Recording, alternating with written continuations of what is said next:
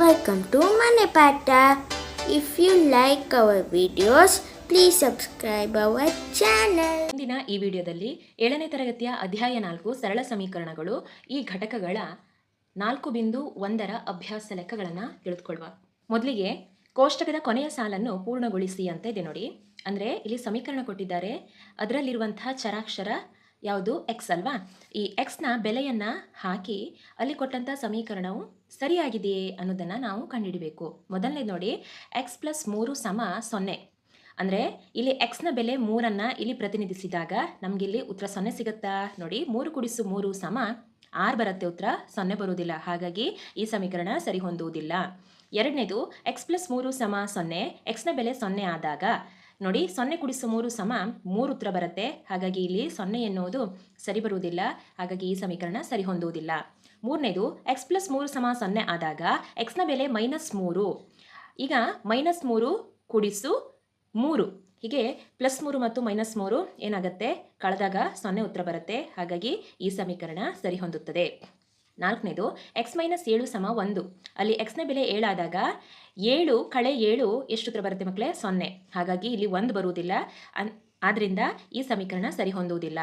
ಐದನೇದು, ಎಕ್ಸ್ - 7 ಸಮ 1. ಎಕ್ಸ್ನ ಬೆಲೆ 8 ಆದಾಗ ನೋಡಿ, ಇಲ್ಲಿ ಎಕ್ಸ್ನ ಬೆಲೆ 8ಅನ್ನು ಹಾಕಿ ಮಾಡಿದಾಗ 8 - 7 ಸಮ 1 ಅಲ್ವಾ. ಹಾಗಾಗಿ ಈ ಸಮೀಕರಣ ಸರಿ ಹೊಂದುತ್ತದೆ. 5y, ಇಲ್ಲಿ ಎಕ್ಸ್ನ ಬೆಲೆ 0 ಆದಾಗ ಇಲ್ಲಿ 5 ಎಕ್ಸ್ ಅಂತ ಇದೆ, ಅಂದರೆ 5 × ಎಕ್ಸ್ ಅಂತ ಅರ್ಥ. 5 × ಎಕ್ಸ್ನ ಬೆಲೆ 0 ಹಾಕಿದಾಗ 5 × 0 ಸಮ 25 ಬರುತ್ತಾ, ಇಲ್ಲ. ಯಾವುದೇ ಸಂಖ್ಯೆಯನ್ನು 0ಇಂದ ನಾವು ಗುಣಿಸಿದಾಗ ಅದರ ಉತ್ತರ ಎಷ್ಟು ಸಿಗುತ್ತೆ, 0 ಸಿಗುತ್ತೆ. ಹಾಗಾಗಿ ಇದು ಕೂಡ ಸರಿ ಹೊಂದುವುದಿಲ್ಲ. ನೆಕ್ಸ್ಟ್ ನೋಡಿ, 5x ಸಮ 25. ಎಕ್ಸ್ನ ಬೆಲೆ 5 ಆದಾಗ ಇಲ್ಲಿ ನೋಡಿ, 5 ಎಕ್ಸ್ನ ಬೆಲೆ 5ಅನ್ನು ಹಾಕಿದಾಗ 5 × 5 = 25. ಹಾಗಾಗಿ ಈ ಸಮೀಕರಣವು ಸರಿ ಹೊಂದುತ್ತದೆ. ಎಂಟನೇದು, 5x ಸಮ 25 ಆದಾಗ ಎಕ್ಸ್ನ ಬೆಲೆ -5. ನೋಡಿ, 5 × 5 = 25 ಪ್ಲಸ್ ಗುಣಿಸು ಮೈನಸ್ -25 ಬರಬೇಕಲ್ವಾ. ಆದರೆ ಇಲ್ಲಿ +25 ಇದೆ. ಹಾಗಾಗಿ ಈ ಸಮೀಕರಣ ಸರಿ ಹೊಂದುವುದಿಲ್ಲ. ಒಂಬತ್ತನೇದು, m/3 ಅಂದರೆ 3ನೇ m ಸಮ 2. mನ ಬೆಲೆ -6 ಹಾಕಿದಾಗ ಇಲ್ಲಿ mನ ಬದಲಿಗೆ -6 ಹಾಕಿದಾಗ 3 × 1 = 3, 3 × 6 -2 ಉತ್ತರ ಬರುತ್ತೆ. ಇಲ್ಲಿ +2 ಸಿಗುವುದಿಲ್ಲ. ಹಾಗಾಗಿ ಈ ಸಮೀಕರಣ ಸರಿ ಹೊಂದುವುದಿಲ್ಲ. m/3 ಸಮ 2. mನ ಬೆಲೆ 0 ಆದಾಗ ಮಕ್ಕಳೇ, 0ಯನ್ನು ಯಾವುದೇ ಸಂಖ್ಯೆಗೆ ಭಾಗಿಸಿದಾಗ ನಮ್ಗೆ ಉತ್ತರ 0 ಬರುತ್ತೆ. ಹಾಗಾಗಿ ಇಲ್ಲಿ 2 ಬರುವುದಿಲ್ಲ. ಈ ಸಮೀಕರಣ ಸರಿ ಹೊಂದುವುದಿಲ್ಲ. 11ನೇದು, m/3 ಸಮ 2. mನ ಬೆಲೆ 6 ಆದಾಗ ನೋಡಿ, 3 × 1 = 3, 3 × 6 ಹಾಗಾಗಿ ಉತ್ತರ 2 ಬರುತ್ತೆ. ಈ ಸಮೀಕರಣವು ಸರಿ ಹೊಂದುತ್ತದೆ. ಸೆಕೆಂಡ್ ಮೇನಲ್ಲಿ ನೋಡಿ, ಆವರಣದಲ್ಲಿರುವ ಬೆಲೆಗಳು ನೀಡಿರುವ ಸಮೀಕರಣಗಳಿಗೆ ಪರಿಹಾರವಾಗುತ್ತದೆ ಅಥವಾ ಇಲ್ಲವೇ ಪರೀಕ್ಷಿಸಿ. ಇಲ್ಲಿ ನೋಡಿ, ಮೊದಲನೇದು n+5 ಸಮ 19. n ಬೆಲೆ 1 ಹಾಕಿ ಮಾಡಿದಾಗ ನಮಗೆ ಇಲ್ಲಿ 19 ಉತ್ತರ ಬರುತ್ತಾ ಇಲ್ವಾ ಅಂತ ಪರೀಕ್ಷೆ ಮಾಡೋಣ. ನೋಡಿ, n+5 ಸಮ 19. n ಬೆಲೆ 1 ಆದಾಗ ನೋಡಿ, n ಬದಲಿಗೆ 1 ಹಾಕೋಬೇಕು. 1 × 5 ಸಮ 19. ಹೌದಾ, 1 × 5 ಸಮ 6 ಬರುತ್ತೆ. ಇಲ್ಲಿ 19 ಬರುವುದಿಲ್ಲ. ಹಾಗಾಗಿ n ಬೆಲೆ 1 ಹಾಕಿದಾಗ ಈ ಸಮೀಕರಣ ಪರಿಹಾರ ಆಗುವುದಿಲ್ಲ. ಬಿ ನೋಡಿ, 7n + 5 ಸಮ 19. ಇಲ್ಲಿ n ಬೆಲೆ -2. ನೋಡಿ, 7n ಅಂದ್ರೆ ಮಕ್ಕಳೇ 7 × n ಅಂತ ಅರ್ಥ. 7 × -2 ಹಾಕಿದಾಗ 7 × 2 = 14 ಪ್ಲಸ್ ಗುಣಿಸು ಮೈನಸ್ -14. ಹಾಗೆ 5ಅನ್ನು ಹಾಗೆ ಬರ್ಕೊಳ್ಳುವ, +5. -14 + 5 ಮಾಡಿದಾಗ ವಿರುದ್ಧ ಚಿಹ್ನೆಗಳಿದ್ದಾಗ ಅದನ್ನು ಕಳಿಬೇಕು. ಕಳೆದಾಗ ಉತ್ತರ ಎಷ್ಟು ಬರುತ್ತೆ, -9 ಬರುತ್ತೆ. 19 ಉತ್ತರ ಬರುವುದಿಲ್ಲ. ಹಾಗಾಗಿ ಬೆಲೆ -2 ಹಾಕಿದ್ರೆ ಈ ಸಮೀಕರಣ ಪರಿಹಾರ ಆಗುವುದಿಲ್ಲ. C1 ನೋಡಿ, 7n + 5 ಸಮ 19. n ಬೆಲೆ 2 ಆದಾಗ 7 × 2 = 14 + 5 19. ಎರಡೂ ಬೆಲೆಗಳು ಸಮವಾಗಿದೆ. ಹಾಗಾಗಿ n ಬೆಲೆ 2 ಆದಾಗ ಇಲ್ಲಿ ಕೊಟ್ಟಂತ ಸಮೀಕರಣವು ಪರಿಹಾರವಾಗುತ್ತದೆ. D1 ನೋಡಿ, 4p - 3 ಸಮ 13. p ನ ಬೆಲೆ 1 ಆದಾಗ 4 × 1 = 4. ಈ -3 ಹಾಗೆ ಬರ್ಕೊಳ್ಳುವ. 4 ರಿಂದ 3 ಕಳೆದ್ರೆ 1 ಉತ್ತರ ಬರುತ್ತೆ. ಇಲ್ಲಿ 13 ಉತ್ತರ ಬರುವುದಿಲ್ಲ. ಹಾಗಾಗಿ p ನ ಬೆಲೆ 1 ಪರಿಹಾರ ಅಲ್ಲ. E1 ನೋಡಿ, 4p - 3 ಸಮ 13. p ನ ಬೆಲೆ -4 ಗುಣಿಸು p ಇದೆ. ಹಾಗಾಗಿ 4p ನ ಬೆಲೆ -4 ಹಾಕಿದಾಗ 4 × 4 = 16 ಪ್ಲಸ್ ಗುಣಿಸು ಮೈನಸ್ ಆಗುತ್ತೆ. -16 -3 ಇದೆರಡನ್ನು ಏನು ಮಾಡಬೇಕಾಗತ್ತೆ, ಕೂಡಬೇಕು. ಯಾಕೆಂದರೆ ಸಮಚಿಹ್ನೆಗಳಿದ್ದಾಗ ಕೂಡಬೇಕಾಗತ್ತೆ. -16 -3 ಅಂದರೆ -19 ಉತ್ತರ ಬರುತ್ತೆ. ಇಲ್ಲಿ ನಮ್ಗೆ 13 ಬರಬೇಕು. ಆದರೆ ಇಲ್ಲಿ ನಮ್ಗೆ ಬಂದಿದ್ದಿಷ್ಟು -19. ಹಾಗಾಗಿ p ನ ಬೆಲೆ -4, ಇದಕ್ಕೆ ಪರಿಹಾರ ಅಲ್ಲ. F1 ನೋಡಿ 4p - 3 = 13. ಪಿನ ಬೆಲೆ 0 ಹಾಕಿದಾಗ ನೋಡಿ 4 ಗುಣಿಸು 0 0 ಯಾಕೆ ಹಾಕಿದೆ ಅಂದರೆ ಪಿನ ಬೆಲೆ ಎಷ್ಟು ಕೊಟ್ಟಿದ್ದಾರೆ ಇಲ್ಲಿ 0 ಕೊಟ್ಟಿದ್ದಾರೆ. ಯಾವುದೇ ಸಂಖ್ಯೆನ 0 ಇಂದ ಗುಣಿಸಿದಾಗ ಉತ್ತರ 0 ಬರುತ್ತೆ. ಹಾಗಾಗಿ 0 ಕಳೆ 3 0ಯಲ್ಲಿ 3 ಕಳೆದ್ರೆ -3 ಬರುತ್ತೆ ಉತ್ತರ. ಇಲ್ಲಿ 13 ಉತ್ತರ ಸಿಗಬೇಕು. ಹಾಗಾಗಿ ಪಿನ ಬೆಲೆ 0 ಹಾಕುವುದು ಇದಕ್ಕೆ ಪರಿಹಾರ ಅಲ್ಲ. ಯತ್ನ ಮತ್ತು ದೋಷ ವಿಧಾನದ ಮೂಲಕ ಮುಂದಿನ ಸಮೀಕರಣಗಳನ್ನು ಬಿಡಿಸಿ.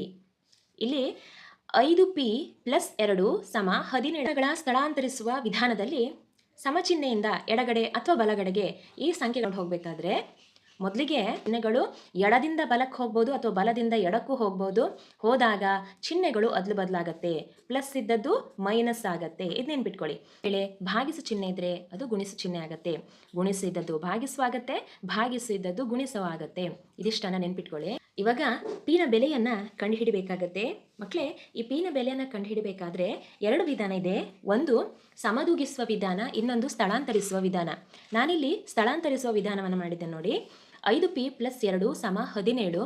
ಇಲ್ಲಿ 5pಯನ್ನು ಹಾಗೆ ಬರ್ಕೊಳ್ಳುವ, ಸಮಚಿಹ್ನೆಯಿಂದ +2 ಬಲಬದಿಗೆ ತಗೊಂಡು ಹೋಗುವ. ಆವಾಗ ಎಷ್ಟಾಯಿತು ಅಂದರೆ +2 ಇದ್ದದ್ದು ಸಮಚಿಹ್ನೆಯಿಂದ ಆಚೆ ಹೋಗುವಾಗ -2 ಆಗುತ್ತೆ. ಇಲ್ಲಿ 17ರಲ್ಲಿ 2 ಕಳೆದ್ರೆ 15. ಈ 5pಯನ್ನು ಹಾಗೆ ಬರ್ಕೊಳ್ಳುವ. ಇವಾಗ 5 ಗುಣಿಸು p ಇದೆ ಅಲ್ವಾ. ಹಾಗಾಗಿ ಈ 5ಅನ್ನು ಸಮಚಿಹ್ನೆಯಿಂದ ಬಲಬದಿಗೆ ತಗೋಬೇಕಾದ್ರೆ ಇಲ್ಲಿ ಗುಣಿಸು 5 ಇದ್ದದ್ದು ಭಾಗಿಸು 5 ಆಗುತ್ತೆ. 5 3 15, ಪಿನ ಬೆಲೆ 3 ಸಿಕ್ತು. ಇದನ್ನು ನಾವು ಸಮದೂಗಿಸುವ ವಿಧಾನದ ಮೂಲಕ ಕಂಡುಹಿಡಿದಾದರೆ 5p + 2 = 17. ಇಲ್ಲಿ +2 ಇದೆ.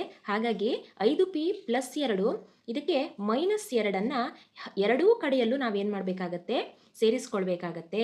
ಅವಾಗ ಎಷ್ಟಾಯ್ತು ಇಲ್ಲಿ +2 ಮತ್ತು -2 ಕಳೆದಾಗ 0 ಉತ್ತರ ಸಿಗತ್ತೆ. ಹಾಗಾಗಿ ಎಡಬದಿಯಲ್ಲಿ 5p ಉಳಿಯುತ್ತೆ. ಇಲ್ಲಿ ಬಲಬದಿಯಲ್ಲಿ 17ರಲ್ಲಿ 2 ಕಳೆದ್ರೆ ಮಕ್ಕಳೇ 15 ಉತ್ತರ ಸಿಗತ್ತೆ. ನೆಕ್ಸ್ಟ್ ಹಂತದಲ್ಲಿ ಕೂಡ ಹಾಗೆ ಏನು ಮಾಡಬೇಕಂದ್ರೆ ಇಲ್ಲಿ 5 ಗುಣಿಸು p ಇದೆ. ಹಾಗಾಗಿ ಇಲ್ಲಿ ನಾವೇನು ಮಾಡಬೇಕು, ಎರಡೂ ಕಡೆಯಲ್ಲೂ 5ರಿಂದ ಭಾಗಿಸ್ಕೊಳ್ಬೇಕು. ಯಾಕೆ 5ರಿಂದ ಭಾಗಿಸ್ಕೊಳ್ಬೇಕು ಅಂದರೆ 5 ಗುಣಿಸು p ಇದೆ. ಹಾಗಾಗಿ ಈ ಗುಣಿಸು p ಇದ್ದಾಗ ನಾವು ಚಿಹ್ನೆಯನ್ನು ಬದಲಾಯಿಸ್ಕೊಳ್ಬೇಕು. ಭಾಗಿಸು 5ಅನ್ನು ಮಾಡಬೇಕಾಗತ್ತೆ. ಅವಾಗ 5 1 5, 5 1 5 ಎಷ್ಟು ಉಳಿತು ಮಕ್ಕಳೇ, ಇಲ್ಲಿ ಎಡಬದಿಯಲ್ಲಿ p ಉಳಿತು. ಇಲ್ಲಿ 5 1 5, 5 3 15 ಎಷ್ಟು ಉಳಿತು, 3 ಉಳಿತು. ಹಾಗಾಗಿ ಇದಕ್ಕೆ ನಾವು ಸ್ಥಳಾಂತರಿಸುವ ವಿಧಾನ ಅಂತ ಕರಿತೇವೆ. ಇದಕ್ಕೆ ನಾವು ಸಮದೂಗಿಸುವ ವಿಧಾನ, ತಕ್ಕಡಿಯಲ್ಲಿ ಹಾಕಿ ತೂಗುವುದು. ಎರಡಕ್ಕೂ ಒಂದೇ ಮೌಲ್ಯದಿಂದ ಎಡ ಮತ್ತು ಬಲಬದಿಗೂ ಕೂಡಿಸೋದಾಗ್ಲಿ ಅಥವಾ ಗುಣಿಸುವುದಾಗ್ಲಿ, ಭಾಗಿಸುವುದಾಗ್ಲಿ ಅಥವಾ ಕಳೆಯುವುದಾಗ್ಲಿ ಇದನ್ನು ಮಾಡಬೇಕಾಗತ್ತೆ. ಇದಕ್ಕೆ ಸಮದೂಗಿಸುವ ವಿಧಾನ ಅಂತಾರೆ. ಇದಕ್ಕೆ ಸ್ಥಳಾಂತರಿಸುವ ವಿಧಾನ ಅಂತ ಕರೀತಾರೆ.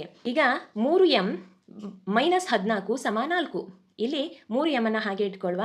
ಇಲ್ಲಿ -14 ಸಮಚಿಹ್ನೆಯಿಂದ ಬಲಬದಿ ಹೋಗುವಾಗ +14 ಆಗುತ್ತೆ. ಹಾಗಾಗಿ ಈ 4ಅನ್ನು ಹಾಗೆ ಬರ್ಕೊಳ್ಳುವ. 14 + 4 18 ಆಯಿತು. ಈ 3m ಹಾಗೆ ಬರ್ಕೊಳ್ಳುವ. ಮಕ್ಕಳೇ, ಇಲ್ಲಿ 3ರ ಹತ್ರ ಏನೂ ಇಲ್ಲ ಅಂದರೆ 3 ಗುಣಿಸು m ಅಂತ ಅರ್ಥ. ಹಾಗಾಗಿ ಇಲ್ಲಿರುವಂಥ ಗುಣಿಸು 3 ಎನ್ನುವುದು ಸಮಚಿಹ್ನೆಯಿಂದ ಬಲಬದಿಗೆ ಹೋಗುವಾಗ ಭಾಗಿಸು 3 ಆಗುತ್ತೆ. ಅವಾಗ ಇಲ್ಲಿ m ಉಳಿಯುತ್ತೆ. 3 1 3, 3 6 18. mನ ಬೆಲೆ ಎಷ್ಟು ಸಿಕ್ತು, 6 ಸಿಕ್ತು. ಇದನ್ನೇ ನಾವು ಸಮದೂಗಿಸುವ ವಿಧಾನದಲ್ಲಿ ಮಾಡೋದಾದ್ರೆ ಮಕ್ಕಳೇ 3m - 14 = 4. ಇಲ್ಲಿ -14 ಇದೆ. ಹಾಗಾಗಿ ಎರಡೂ ಕಡೆಯಲ್ಲೂ ನಾವು +14 ಕೂಡ್ಕೋಬೇಕಾಗತ್ತೆ. 3m - 14 + 14 ಇದಕ್ಕೂ ಸೇರಿಸಬೇಕು.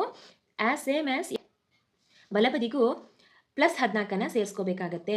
ಅವಾಗ ನೋಡಿ -14 + 14 0 ಉತ್ತರ ಸಿಗತ್ತೆ. ಹಾಗಾಗಿ 3m ಉಳಿಯುತ್ತೆ. ಇಲ್ಲಿ 14 × 4 18 ಆಯಿತು. 3m ಇದೆ, ಇಲ್ಲಿ 18 ಇದೆ. ಇಲ್ಲಿ 3 ಗುಣಿಸು m. ಹಾಗಾಗಿ 3ಅನ್ನು ಭಾಗಿಸ್ಕೊಳ್ಬೇಕಾಗತ್ತೆ. ಯಾಕೆ ಭಾಗಿಸು ಮಾಡಬೇಕು, ಯಾಕೆಂದರೆ 3 ಗುಣಿಸು m ಇದೆ. ಚರಾಕ್ಷರಗಳನ್ನು ಬೇರ್ಪಡಿಸುವಾಗ ಇಲ್ಲಿ ಏನಾಗುತ್ತೆ ಅಂದರೆ ಚಿಹ್ನೆಗಳು ಬದಲಾಗತ್ತೆ. ಹಾಗಾಗಿ 3 1 3, 3 1 3, ಇಲ್ಲಿ m ಮಾತ್ರ ಉಳಿತು. ಇಲ್ಲಿ 3 1 3, 3 6 18. ಹಾಗಾದರೆ mನ ಬೆಲೆ ಎಷ್ಟು ಸಿಕ್ತು, ನಮಗೆ 6 ಸಿಕ್ತು. 4ನೇದು ನೋಡಿ, ಮುಂದಿನ ಹೇಳಿಕೆಗಳಿಗೆ ಸಮೀಕರಣಗಳನ್ನು ಬರೆಯಿರಿ. ಮೊದಲಿಗೆ x ಮತ್ತು 4ರ ಮೊತ್ತ, ಅಂದರೆ ಮೊತ್ತ ಅಂದಾಗ ಏನು ಮಾಡಬೇಕಾಗತ್ತೆ, ಕೂಡಬೇಕಾಗತ್ತೆ. x ಮತ್ತು 4ರ ಮೊತ್ತ 9. x + 4 = 9. y-ನಿಂದ 2ಅನ್ನು ಕಳೆದಾಗ, y-ನಿಂದ 2ಅನ್ನು ಕಳೆದಾಗ ಮಕ್ಕಳೇ 8 ದೊರೆಯುವುದಂತೆ. ಹಾಗಾಗಿ y - 2 = 8. ಎಯ 10ರಷ್ಟು. ಮಕ್ಕಳೇ, ಇಲ್ಲಿ ರಷ್ಟು ಅಂತ ಕೊಟ್ಟಿರ್ತಾರಲ್ವಾ, ಈ ರಷ್ಟು ಅಂದರೆ ಇಂಟು ಅಂತ ಅರ್ಥ ಆಯಿತಾ. 1 ಪಟ್ಟು, 2 ಪಟ್ಟು, 3 ಪಟ್ಟು, ಹಾಗೆ ಪಟ್ಟು ಅಥವಾ ರಷ್ಟು ಅಂತ ಕೊಟ್ಟಿರ್ತಾರಲ್ವಾ, ಅದನ್ನು ನೀವು ಏನು ಮಾಡಬೇಕಾಗತ್ತೆ, ಗುಣಿಸು ಮಾಡಬೇಕಾಗತ್ತೆ. ಈಗ ನೋಡಿ, ಎಯ 10ರಷ್ಟು. 10 10ರಷ್ಟು ಅಂದರೆ 10 ಗುಣಿಸು ಎ ಅಂತ ಅರ್ಥ ಆಯಿತಾ. 10 ಗುಣಿಸು ಎ ಅಂದರೆ 10 ಎಯ 10ರಷ್ಟು 70 ಸಮ 70. 10 ಎ ಸಮ 70. ಬಿ ಅನ್ನು 5ರಿಂದ ಭಾಗಿಸಿದಾಗ 6 ದೊರೆಯುವುದು. ಬಿ ಅನ್ನು ಭಾಗಿಸು ಎಷ್ಟರಿಂದ ಭಾಗಿಸ್ಬೇಕಾಗತ್ತಂತೆ? 5ರಿಂದ ಭಾಗಿಸಿದಾಗ ನಮ್ಗೆ 6 ದೊರೆತಂತೆ. ನೆಕ್ಸ್ಟು ಟಿಯ 4/3 ನೋಡಿ, ಟಿಯ 4/3 15 ಆಗಿದೆ. ಅಂದರೆ 4/3 ಟಿ ಸಮ 15. ಎಮ್ನ 7ರಷ್ಟಕ್ಕೆ ಅಂದರೆ 7m ಆಯಿತು ಮಕ್ಕಳೇ. ಎಮ್ನ 7ರಷ್ಟಕ್ಕೆ 7ಅನ್ನು ಕೂಡಿದಾಗ ನಿಮಗೆ ಮೊತ್ತ 77 ಸಿಗುತ್ತದೆ. 7m + 7 ಸಮ 77. ಎಕ್ಸ್ನ 4ರಿಂದ 4 ಕಳೆದಾಗ 4 ದೊರೆಯುವುದು.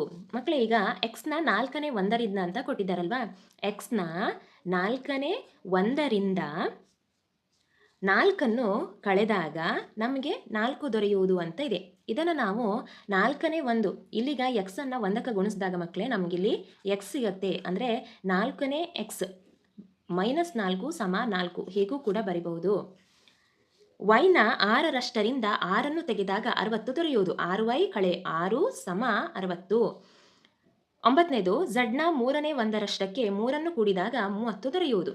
ಇಲ್ಲೂ ಕೂಡ ಹಾಗೆ 3ನೇ 1 ಗುಣಿಸು ಝಡ್ ಮಾಡಿದಾಗ ಇಲ್ಲಿ 1 ಗುಣಿಸು ಝಡ್ ಅಂದರೆ ಝಡ್ ಅಂತೆ ಅರ್ಥ.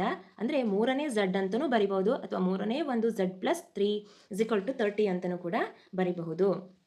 5ನೇ ನೋಡಿ, ಮುಂದಿನ ಸಮೀಕರಣಗಳನ್ನು ಹೇಳಿಕೆ ರೂಪದಲ್ಲಿ ಬರೆಯಿರಿ. ಇಲ್ಲಿ ಹೇಳಿಕೆ ರೂಪದಲ್ಲಿ ಬರೆಯುವ ಮೊದಲನೇದು p + 4 ಸಮ 15. ಅಂದರೆ p ಮತ್ತು 4ರ ಮೊತ್ತ 15 ಸಿಗುತ್ತದೆ. m - 7 ಸಮ 3. mನಿಂದ 7ಅನ್ನು ಕಳೆದಾಗ 3 ದೊರೆಯುವುದು. 2m ಸಮ 7. mನ 2ರಷ್ಟು 7 ಆಗಿದೆ. 5/m ಸಮ 3. ಅಂದರೆ mನ 5ನೇ 1ರಷ್ಟು 3 ಆಗಿದೆ. 5ನೇ 3m ಸಮ 6. ನೋಡಿ, mನ 5ನೇ 3ರಷ್ಟು 6 ಆಗಿದೆ. ನೆಕ್ಸ್ಟು 3p + 4 ಸಮ 25. ಪಿಯ 3ರಷ್ಟಕ್ಕೆ 4ಅನ್ನು ಕೂಡಿದಾಗ ಮೊತ್ತ 25 ದೊರೆಯುತ್ತದೆ. 4p - 2 ಸಮ 18. ಪಿಯ 4ರಷ್ಟಕ್ಕೆ 2ರಿಂದ ಕಳೆದಾಗ 18 ಸಿಗುವುದು. 2ನೇ p + 2 ಸಮ 8. ಪಿಯ 2ನೇ 1ರಷ್ಟಕ್ಕೆ 2ಅನ್ನು ಕೂಡಿದಾಗ 8 ದೊರೆಯುವುದು. ಇಲ್ಲಿ ಕೂಡ ಹಾಗೆ ಪಿಯ 2ನೇ 1ರಷ್ಟಕ್ಕೆ ಅಂತ ಇದೆ. 2ನೇ 1 ಗುಣಿಸು p ಅಂದ್ರು ಮಕ್ಕಳೇ p/2 ಅಂತಲೇ ಆಗುತ್ತೆ. ಹಾಗಾಗಿ ಪಿಯ 2ನೇ 1ರಷ್ಟಕ್ಕೆ 2ಅನ್ನು ಕೂಡಿದಾಗ 8 ದೊರೆಯುವುದು. ಮುಂದಿನ ಪ್ರಕರಣಗಳಿಗೆ ಸಮೀಕರಣಗಳನ್ನು ರೂಪಿಸಿ. ಇರ್ಫಾನ್ ತನ್ನ ಹತ್ತಿರ ಪರ್ಮಿತ್ನ ಬಳಿ ಇರುವ ಗೋಲಿಗಳ 5ರಷ್ಟಕ್ಕಿಂತ 7 ಗೋಲಿಗಳು ಹೆಚ್ಚಾಗಿವೆ. ಇರ್ಫಾನ್ನ ಬಳಿ ಪರ್ಮಿತ್ನ ಬಳಿ ಇರುವಂತಹ ಗೋಲಿಗಳ 5ರಷ್ಟಕ್ಕಿಂತ ಮೊದಲಿಗೆ ಗೋಲಿಗಳ ಸಂಖ್ಯೆ ಏನಾಗಿರಲಿ m ಆಗಿರಲಿ ಅಂತ ಕೊಟ್ಟಿದ್ದಾರೆ. ಹಾಗೆ ಇರ್ಫಾನ್ನ ಬಳಿ 37 ಗೋಲಿಗಳಿವೆ. ಪರ್ಮಿತ್ನ ಬಳಿ ಇರುವ ಗೋಲಿಗಳ ಸಂಖ್ಯೆ m ಎಂದು ತೆಗೆದುಕೊಳ್ಳಿ. ಪರ್ಮಿತ್ನ ಬಳಿ ಇರುವಂತಹ ಗೋಲಿಗಳು m ಆಗಿರಲಿ. ಇರ್ಫಾನ್ನ ಬಳಿ ಎಷ್ಟು ಗೋಲಿದೆ? ಪರ್ಮಿತ್ನ ಬಳಿ ಇರುವಂತಹ ಗೋಲಿಗಳಿಗಿಂತ 5ರಷ್ಟು ಅಂತ ಕೊಟ್ಟಿದ್ದಾರೆ. ಹಾಗಾಗಿ 5 ಗುಣಿಸು m ಅಂತ ಯಾಕೆ ತಗೊಂಡ್ವಿ ಅಂದರೆ ಇಲ್ಲಿ ಪರ್ಮಿತ್ನ ಬಳಿ ಇರುವಂತಹ ಗೋಲಿಗಳ ಸಂಖ್ಯೆ ಏನಾಗಿರಲಿ m ಆಗಿರಲಿ. ಎಷ್ಟು ಗೋಲಿಗಳಿವೆ? 37 ಗೋಲಿಗಳಿವೆ. ಹಾಗಾದರೆ ಸಮೀಕರಣ ಮಕ್ಕಳೇ 5m + 7 ಸಮ. ಲಕ್ಷ್ಮಿಯ ತಂದೆಯ ವಯಸ್ಸು 49 ವರ್ಷಗಳು.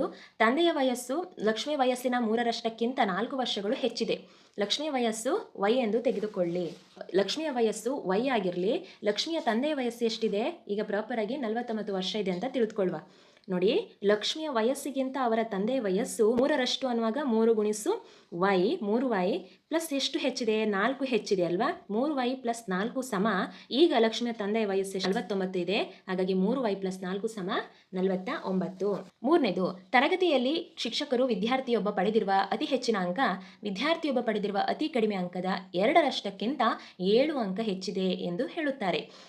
ಅತಿ ಹೆಚ್ಚು ಪಡೆದಿರುವ ಅಂಕ 87. ಅತಿ ಕಡಿಮೆ ಅಂಕವನ್ನು L ಎಂದು ತೆಗೆದುಕೊಳ್ಳಿ.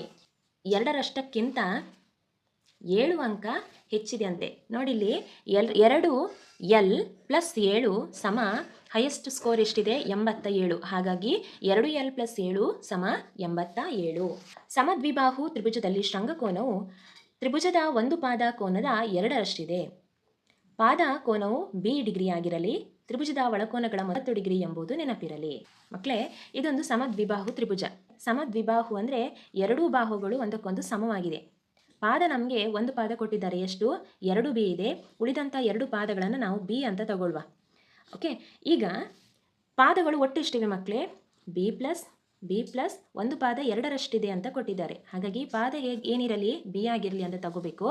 ಇವಾಗ ಎಷ್ಟು ಪಾದ ಆಯಿತು? 2b ಕೂಡಿಸು 1b ಕೂಡಿಸು 1b ಎಷ್ಟಾಯಿತು? 4b ಆಯಿತು. ಹಾಗಾದರೆ ಒಳಕೋನಗಳ ಮೊತ್ತ ಎಷ್ಟು? 180 ಆಯಿತು. ಹಾಗಾದರೆ ಈ ಸಮೀಕರಣ 4b = 180. ಇದಿಷ್ಟು ಅಭ್ಯಾಸ 4.1ರ ಲೆಕ್ಕಗಳು. ಮುಂದಿನ ಅಭ್ಯಾಸದ ಜೊತೆ ಮತ್ತೆ ಭೇಟಿಯಾಗುವ. Thank you.